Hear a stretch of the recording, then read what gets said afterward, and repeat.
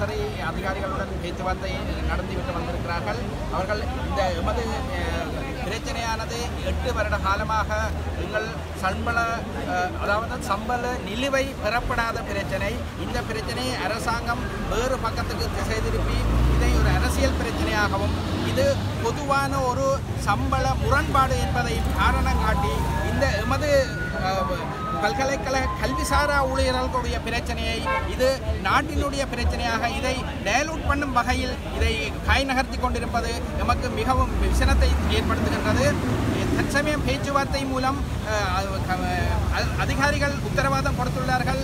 நாளைய தினம் அதாவது மந்திரி செயற்குழுவில் மந்திரி பத்திரம் தாக்கல் செய்யப்பட்டு நாளை மறுதினம் எங்களுக்கு எங்கள் வேண்டுகோள்களுக்கு இணக்கம் பெற்றுத்தருவதாக வாக்குறுதி தரப்பட்டுள்ளது.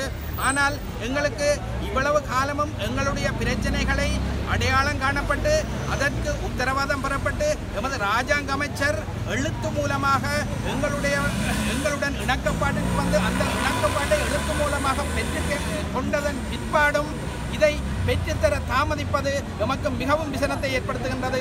மிகவும் ஆணித்தரமாக நாங்கள் கூறுவோம், நாளை மறுதினம் எமது பிரச்சனைக்கு தீர்வு கிட்டப்படாத விதத்தில் எமது தொடர்ச்சியான போர் நிறுத்தம் இன்னும் இறுக்கமான நிலையில் நாங்கள் தொடர்வதாக இருக்கின்றோம். எமது தொழிற்சங்க போராட்டத்தில் எந்த விட்டுக்கொடுப்பையும் நாங்கள் செய்வதற்கு நாங்கள் தயாராக இல்லை. யசோதன் இணைப்புச் செயலாளர், அனைத்து பல்கலைக்கழக கூட்டுக்குழுவின் இணைப்புச் செயலாளர்.